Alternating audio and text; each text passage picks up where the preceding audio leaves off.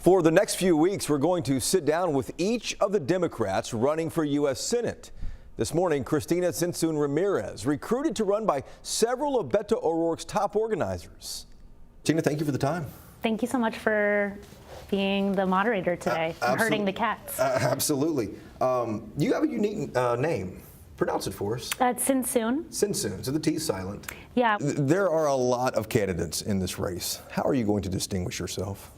You know, I think what's important about Texas is that we're a really diverse state. You know, I grew up in a family that was with two very different backgrounds. My mom's the oldest of 9 kids from Mexico, and my dad's a white American that went to UT Austin and met my mom while traveling around in Mexico in the 70s.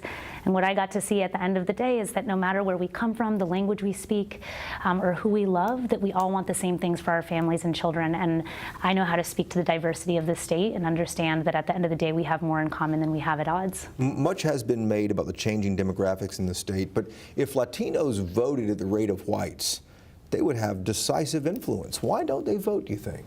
Well, that's part of the reason I'm running, is because so many Latinos want a candidate that understands their community, their values, that's bilingual and can speak to them and their issues.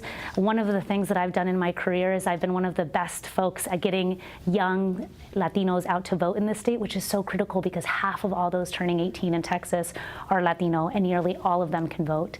And 1 in 3 eligible voters by our next governor's race is under the age of 30. So if you want Democrats to win in Texas, you have to be able to mobilize young and Latino voters. When you announced your candidacy, John Cornyn's campaign manager described you as a hardcore progressive who supports Medicare for all, the Green New Deal, and slashing funding for law enforcement. Does that describe you? No, it doesn't at all. Some of the things do describe me. They also said my name wrong, so if they'd like to criticize me, I hope they get my name right for the next time.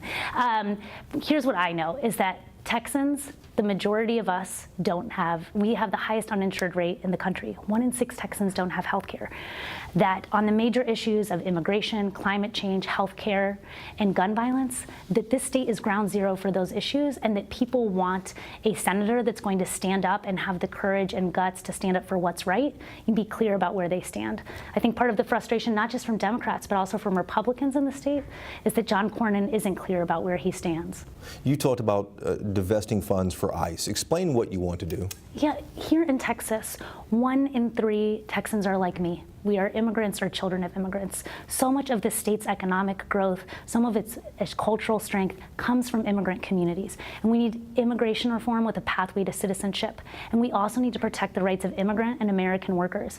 I want to make sure that we're taking money out of ICE that's being used to break up families and lock up children, and use that until Congress is willing to act on immigration reform to enforce wage and hour laws, health and safety laws of immigrant and American-born workers. Are you talking about defunding ICE? I'm talking about reallocating resources to the Department of Labor.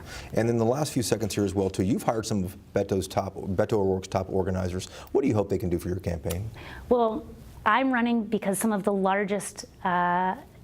most important political organizers in our state, including folks that ran Beto's Senate campaign, asked me to run because they recognize that if we were going to flip Texas, you had to have a candidate that could speak to the diversity of this state, that had the courage to stand up to John Cornyn and was right on the issues that mattered most to Texans. All right, Cristina, good luck to you.